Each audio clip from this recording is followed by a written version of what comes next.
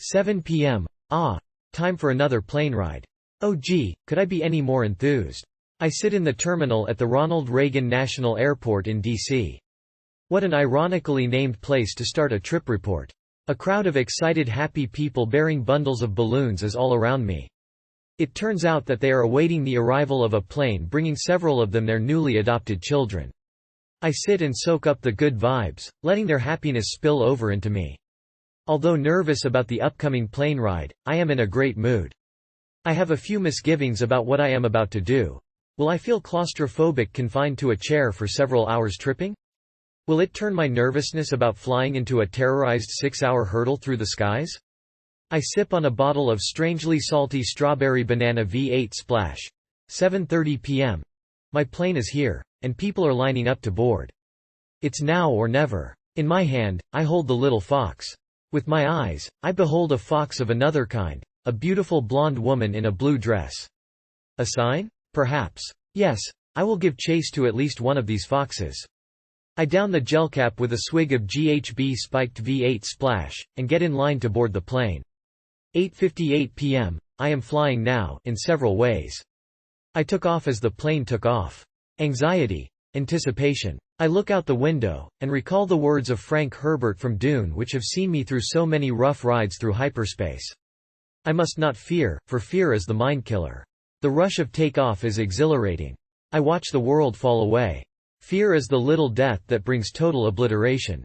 I am feeling the warm flush of the fox with the fuzziness of the GHB. I see my neighborhood, resized for ants. This will be a very nice flight, indeed. I will face my fear, I will permit it to pass over me and through me.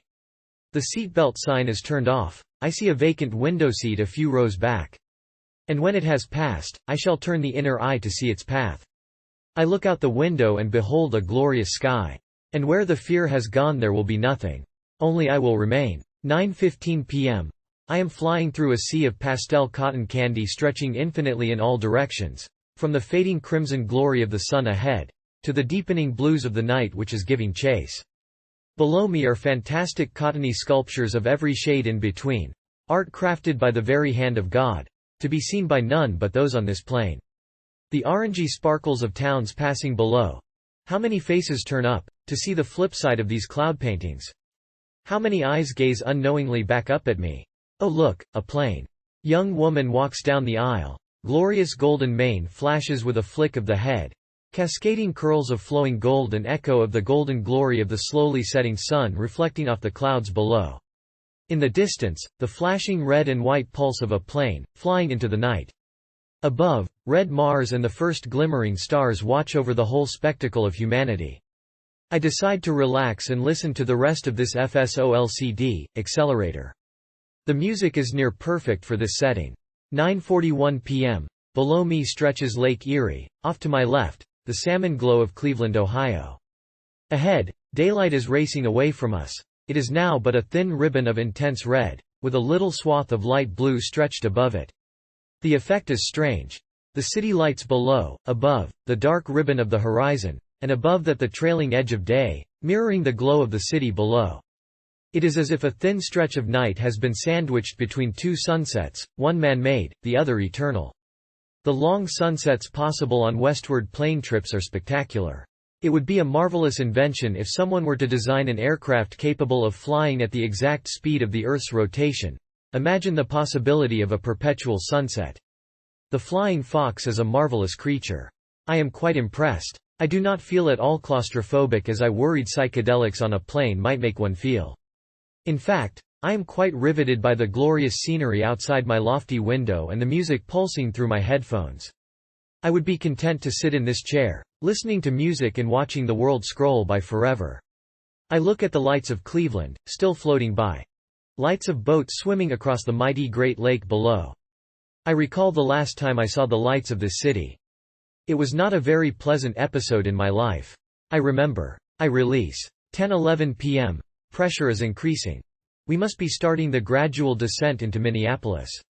The sensations of pressurization and descent create the feeling that time is slowing. Ahead, the sunset still lingers, now a pale band of light blue edged with pink. Below, an ocean of fluffy clouds dimly reflects the fading day. shades of steel gray and sleepy blue. Above are God's white stars, below are man's pink stars. In between, I sail upon the wind, chasing the flying fox as it leads me towards my destination past the sunset. I have a wonderful warm, languid body sensation. The sensations of flight combine well with the sensations of this novel tryptamine. I will have to use a larger dose next time I have the opportunity to chase the flying fox.